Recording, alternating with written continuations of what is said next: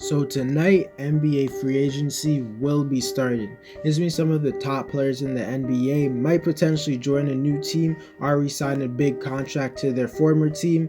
Also, role players will be joining different teams, and those are guys who can make a huge impact on championship teams despite not being all-stars. And this free agency definitely has to be one of the weakest ones of the past few years because there's not many superstars or even all-stars for that matter. But nonetheless, free agency is definitely one of the more entertaining and fun parts of the whole entire NBA season. It low-key carries the whole entire offseason. So in today's video, I'll be discussing every big free agent in this year's free agency and predicting which team they will join along with what their contract will be. Before we get into the video, I ask you to drop a like on this video as it does help my channel grow. Subscribe to my channel if you want daily NBA content. I literally post every single day. And if you want to help reach our goal of 1,500 subscribers, also drop a comment on this video, start a conversation with me as I do respond to all of my comments, and play that intro.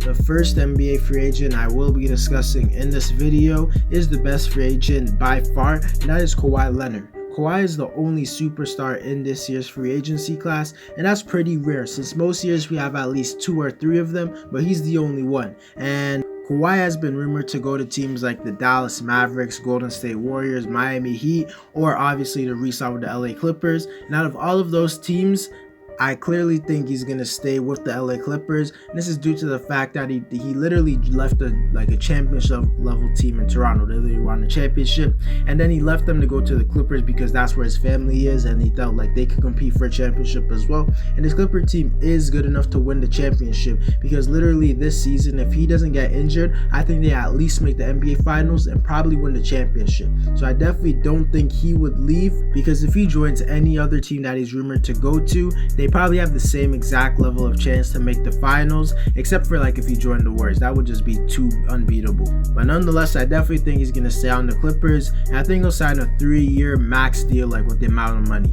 The next NBA free agent I will be discussing is Chris Paul, who I believe is the second best player in this free agency. Chris is coming off a season where he made the NBA Finals for the first time in his career, but they did have a disappointing ending as they lost to the Milwaukee Bucks, even though they were really favored to win. And although Paul didn't necessarily play bad as a whole in the series, he had many bad moments when it really mattered. And outside of re-signing with the Suns, Paul has been rumored to go to teams like the Lakers, and that's pretty much it. But now that the Lakers have traded for Russell Westbrook, I see absolutely no reason for Paul to go there. Also, they just wouldn't have the money for him, and it's been rumored that Paul wants a lot of money. So I definitely think Chris Paul will be resigning with the Phoenix Suns due to the fact that he had the most success in his whole career there. And a lot of people are counting out Phoenix, saying they can't make another deep run and maybe even win the championship. Although it is pretty unlikely because they definitely only made the finals because of injuries. They definitely could maybe do it again. But nonetheless, I think Paul will resign to a 4 or 5 year max deal.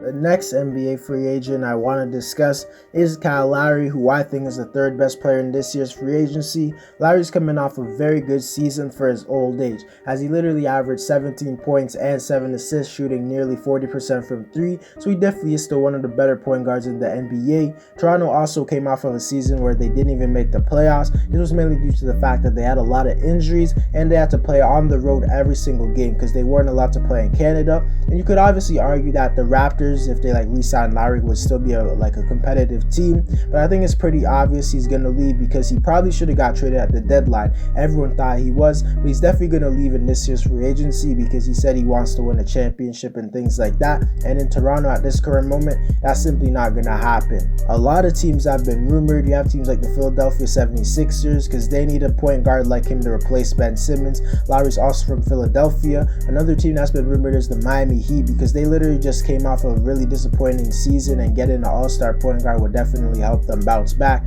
The Dallas Mavericks are also one of the more rumored teams because Luka clearly needs more help, and Lowry would also be really good help. Also, the New Orleans Pelicans are rumored a lot as of late because they might not sign Lonzo Ball, and getting a veteran like Lowry could definitely give them the push they might need to make the postseason. And although those teams clearly have their own reasons, pros and cons to why signing Lowry would make sense, I think the race clearly falls down to him either either signing with the Miami Heat or the Philadelphia 76ers. And in my opinion, I think he will go to the Miami Heat in a sign and trade for Goran Dragic, because the Miami will be getting an elite point guard that I feel like they need, and it would also give Toronto a solid point guard in return that they can maybe trade in the future. And I think Lowry will sign a 3-year, $25 to $30 million contract with the Heat. The next NBA free agent I want to discuss is Demar Derozan. DeRozan's coming off one of his best seasons in the NBA, as he averaged 21 points and 7 assists, shooting nearly 50% from the field. Absolutely amazing. But it wasn't a wasted effort, as the Spurs didn't even make the playoffs, and it's pretty obvious that DeRozan is going to leave the Spurs. It makes no sense for him to be on the team. Some teams DeRozan has been rumored to go to is the LA Lakers, Miami Heat, or even the LA Clippers. But out of all those teams, I'm going to go with a bold take. I think DeRozan is going to sign with the Los Angeles Lakers. And I know people are going to be saying like, oh, they might not have the money for it, or that the Lakers want everyone. But I truly believe that DeRozan is going to sign with the Lakers. I feel like DeRozan is kind of feeling some type of way about the Raptors winning a championship right after he leaves. And I feel like he really wants to win a championship right now. And out of all the teams he's rumored to go to, he clearly has the best chance to win it on the Lakers. And I think he's going to sign a 3-year deal. I don't know how much money it's going to be worth, because the Lakers don't really have any cap space right now. But I do know that he's going to go to the Lakers. I might sound dumb, and like this might like come back to like haunt me. You could roast me if like he ends up going to like the Heat or something, but that's just my prediction. The next NBA free agent I want to discuss is Mike Conley of the Utah Jazz. He's coming off one of the better seasons of his career, and he was named an All-Star for the first time in his career. He was a top 3 player on the team with the best record-wise in the past season in the Utah Jazz. He's just a very important player to their team. Conley has been rumored to go to not many other teams outside of the Jazz, and I think this is mainly due to the fact that everyone knows he's going to re-sign with the Jazz. He could really help some other teams because he's a really like good point guard, probably top 10, but I just feel like he found a home with Utah. Their chemistry is great and things like that, and it's been rumored that the Jazz are already ready to throw an absolute bag at him. So if the money's there, he's on a winning team with good chemistry and everything like that, I see absolutely no reason to why he wouldn't re-sign with the Jazz. And I'm not even going to discuss the other teams he was a little bit rumored to go to. If I had to predict what his contract would be, it's been rumored that Utah wants to offer him a 3-year, $60 million deal, so I'm going to assume it's around that ballpark. The next NBA free agent I want to discuss is a guy who is a restricted free agent in John Collins. And just in case you didn't know, a restricted free agent is someone who like other teams can throw offers at, but the team that he's originally on can choose to match that offer and force the player to sign the contract with them. For example, if the Spurs offer John Collins a 4-year, $80 million deal, the Atlanta Hawks can match the contract and just re-sign Collins to the exact same contract, or they could decide to not match the contract and just let him go to the Spurs for the exact same contract. And Collins is probably this team's second best player, and you would think that a team that just made the conference finals surprisingly would obviously want to bring back their second best player, but there have been rumors that the Hawks aren't too sure of John Collins, or they don't want to have to pay him like too much money. Collins is coming off a pretty good season, as he did average 17 points and 7 rebounds while shooting 55% from the field and nearly 40% from 3. He's also under the age of 25, so many teams are rumored to get him.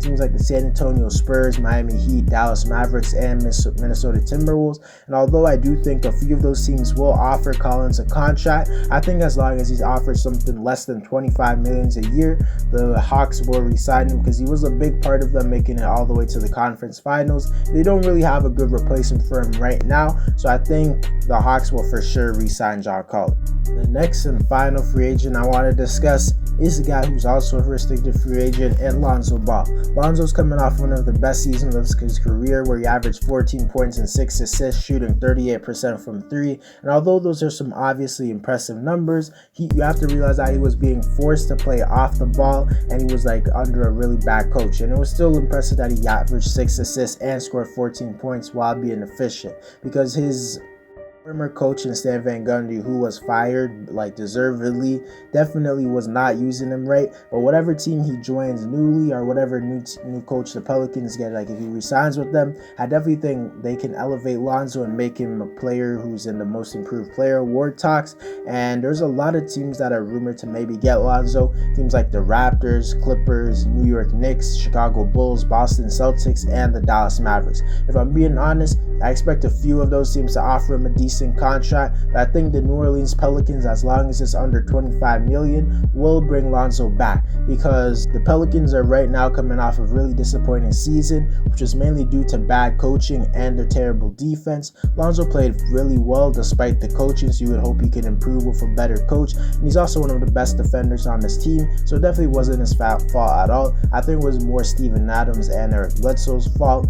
Steven Adams not a bad player, but he just didn't really fit well on this team. But there have been rumors that the Pelicans do want to re-sign Lonzo, so my prediction for what team he will re-sign with is the Pelicans. But if the Pelicans don't re-sign him, I think he'll go to the Raptors. That's my second hot take, but nonetheless, I think he's probably the most underrated free agent.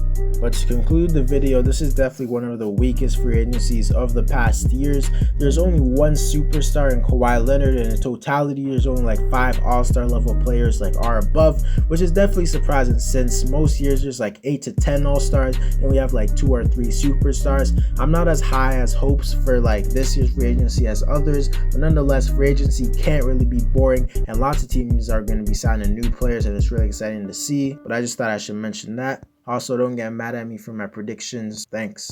Anyways, guys, that's it for the video. Let me know like what the players I was discussing, like what team you think they're gonna go to. Drop a like on this video to help my channel grow. Subscribe to my channel if you want more NBA content like this, and if you want to have a go with 1,500 subscribers. Drop a comment on this video to start a conversation, as I do respond to all of my comments. And I'm out.